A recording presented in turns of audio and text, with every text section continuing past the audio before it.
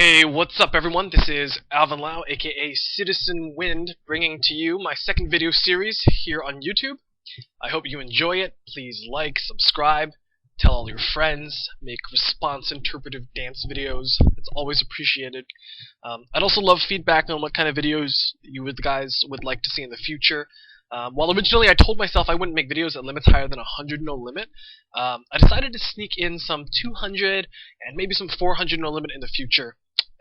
And by in the future, I mean immediately, which is, you know, a hip hip hooray kind of thing. I haven't seen many videos on how to review your sessions, which is arguably more important than actually playing, so I wanted to spend some time discussing what you should be doing in HEM after you play, what kind of things you should be reviewing from day to day. So I played a 200 no limit session last night, and I wanted to go over the HEM stats and the hands and try to figure out some of the mistakes I made and talk about some of my decision making.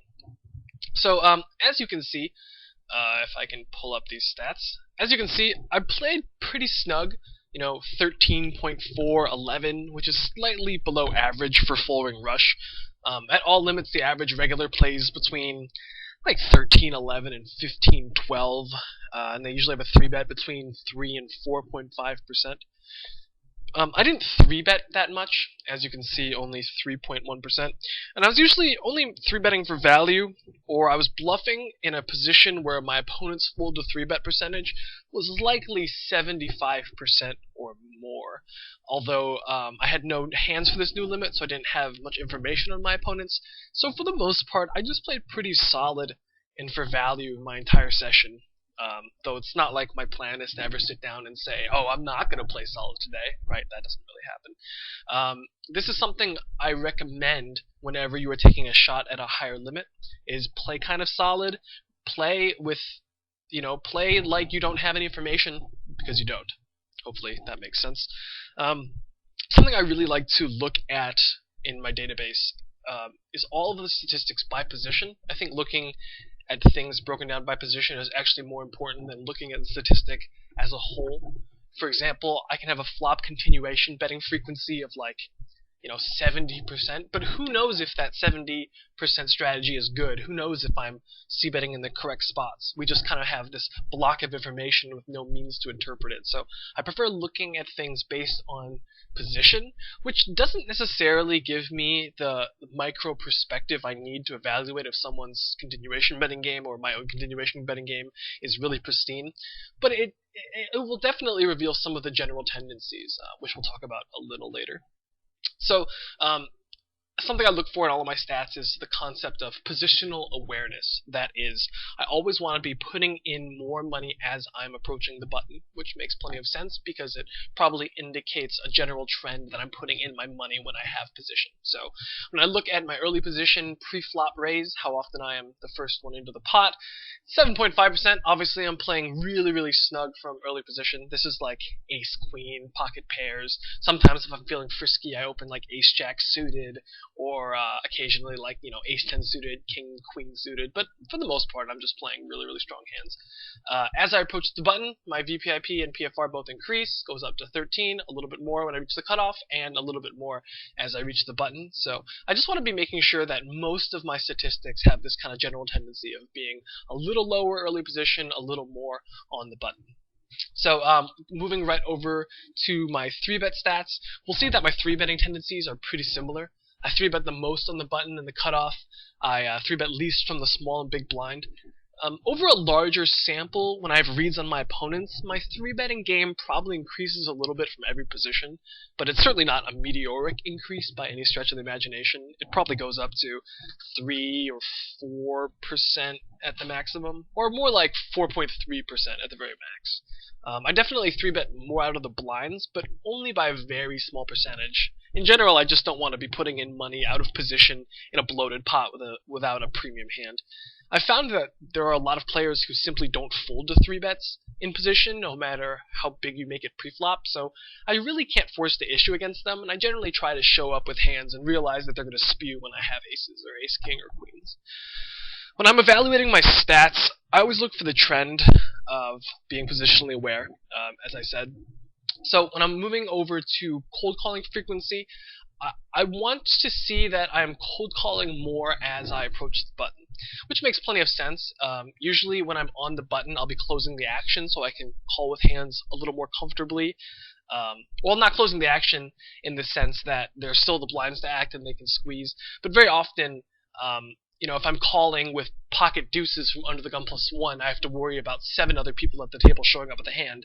But when there's an under the gun raiser and I call on the button and there's only the blinds left to act, it's just much less likely they're going to show up with a hand and blow me away from my post-flop equity. So my cold calling should be increasing. This was a very small sample size of only 5,000 hands, so I can't make a good evaluation of whether or not I'm cold calling in the correct frequencies. I do know that over a much larger sample, my cold calling does increase over the button, or as I approach the button. One thing that I've been working on is actually cold calling a little more tightly than I think a lot of other players are calling. I've now generally been folding small pocket pairs facing single raisers. So if it's the under the gun opener and I just have deuces on the button and the guy's good, tight, aggressive, that's going to be a spot where I'm actually going to be folding a lot of pocket pairs or 3-betting them pre-flop. And generally, if I'm not happy to 3-bet them, I'm just going to toss them. And I think that's going to be a lot tighter than most people are used to, and I'm sure people right now are rolling their eyes saying, oh, that's incredibly nitty, but I think it's actually not bad, simply because a lot of the times when a lot of money goes in with those pairs multi-way, you're not going to be too thrilled to get the money in with like bottom set, although that's obviously not a huge consideration, but it is something to think about. But simply, your hand's going to be a lot easier to play and probably more profitable when you are seeing pots as the 3-better with the betting lead, and with a hand that can potentially flop the nuts, right? When you have pocket deuces, you 3-bet someone and flop a deuce, it's considered the effective nuts and you're just going to always go broke. So hands like deuces through 6s are actually really, really easy to play post-flop and 3-bet pots, right? You're never going to get into the same kind of situation where you have, king-queen and you 3-bet and you flop a queen and then you're not sure if you should get it in, right? Those kind of marginal spots, you don't get into those situations. So I've really been 3-betting there, and that's going to be that's going to be a leading reason why my VPIP and PFR are so close together.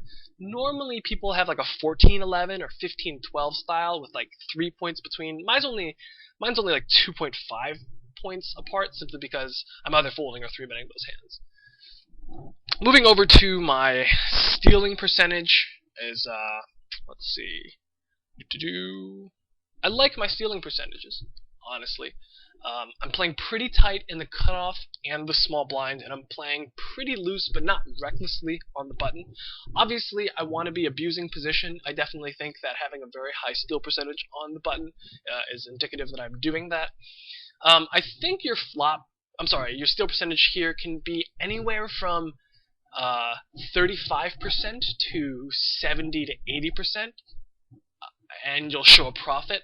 It's not so much that statistic in a vacuum is going to show a profit, but if you are good at calling 3-bets and then playing medium-sized 3-bet pots in position, if you're good at 4-betting and controlling your opponent's pre-flop, if you play post-flop really well, then it's going to be really lucrative to open just a boat ton of hands. A boat ton? That's kind of a rhetorical. That's a rhetorical. What is that word I'm looking for? Not a rhetorical statement. A redundant statement. There we go. Man, my brain and my tongue are not functioning today, but that is totally okay. One thing I'm always really cognizant about is how often I'm stealing from the small blind. That number really should not creep more than I would say 25%. I mean, it can go up to 30 as long as you're just attacking nits constantly. Because I play so tight, I just generally quick fold a lot of hands that some other people might be stealing from the small blind. And that's fine, but you just need to be making sure that when you're playing against regs, you don't try to exploit them by stealing too many of the big blinds, because then they're just going to realize that you're trying to exploit them and they're going to play perfectly against you, and you're going to lose out on your minor gold mine. My flop continuation bet is definitely lower than most. I'm not a huge aggro flop c-better. In general, with my game, I try to be pretty moderate in every regard. I don't try to, run people over, or I don't play obsessively tight. I like to kind of go middle of the road, stay under the radar, but have a general idea of what my image is, which I think is important in a game like Rush, where, it's really difficult to manage things like game flow.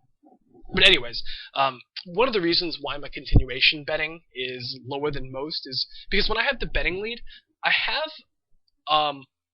a larger check folding range, a larger check calling range, and I have both of those ranges in spots where other people are double barreling. For example, there might be a spot that's like a jack high flop that is really good to double barrel, but really terrible to single barrel. So that would be a spot where I'll sometimes check fold or check call with a hand where other people would just bet the flop and the turn. So, this style definitely has its advantages and disadvantages. But generally, for every like 3 or 4 pots that I just kind of check fold on the flop more than another guy, I also get someone to stab for 2 streets, drawing completely dead. Or I get to check call, check raise river with top set against a guy who is just kind of stabbing because I showed weakness. I also get to have generally stronger ranges on the turns and the river, which is where you make a lot of money against weaker players. A lot of people ask, oh, how do you beat the regs? How do you beat the regs? And I would say if you play better than them on turns and rivers, you're going to make a lot of money, because a lot of people are pretty good at playing pre-flop and on the flop, but, the sophisticated and difficult streets, the ones that you really need to achieve a mastery on, are the ones where the weaker players are going to have the largest deficiencies. Looking over here, my turn C betting range. My turn C bet's generally around 50%. I'm a tight player. I don't C bet an astronomical amount, so I should get pretty good credit when I do double barrel. So I try to follow up my continuation bets with turn continuation bets or check raises to try and just cash in on my fold equity. There's going to be a lot of spots where the flop's going to come jack or queen high. I'm going to bet. My opponent's going to call with medium pair, like pocket 8s or pocket 9s. And I'm going to be able to barrel the turn. And, if I was a looser or more aggressive player, I might not get fantastic amount of credit there. But because I am pretty tight, because I look pretty solid, I'll be able to win those pots slightly more often than other people will be able to. Again, it's just a stylistic decision. If you play more aggressively there, that you might get quite a few folds, and then you also might get a lot of mistaken calls. So if you're a very, very aggressive player, you can kind of go that route and try to get your opponents to balance against you in that way. Let's see what else. My folds to flop C bet statistic. I think this should always be between, let's say, 50 and 55%. If it falls below 50%, I'm probably stationing a bit too much and just calling down more than I should, which is a disaster in a game where people are tighter and generally showing up with really strong ranges. If this statistic is higher than 55%, it probably means I'm not making enough moves post-flop to compensate for my pre-flop investment, or I'm making bad pre-flop decisions in the first place and should have just folded. So a good example of this, going back and looking at our cold calling situations, is if the cutoff raises and I have pocket 3s on the button, I'm going to lose a lot of money there, either by calling and then just folding on the flop, or calling and then getting squeezed and then having to fold my hand. Or, if there's a squeeze and there's a caller and then I have to call it because it's a 3-way pot, blah, blah, blah, right? There's going to be so many situations where I'm just going to put in money and then end up check folding, right? So either that means I need to bluff a lot more post-flop, or I need to turn my hand into a bluff or a fold pre-flop. And that's going to be true of a lot of other concepts in pre-flop play. So my fold to turn C-bet stat is very low, which is good.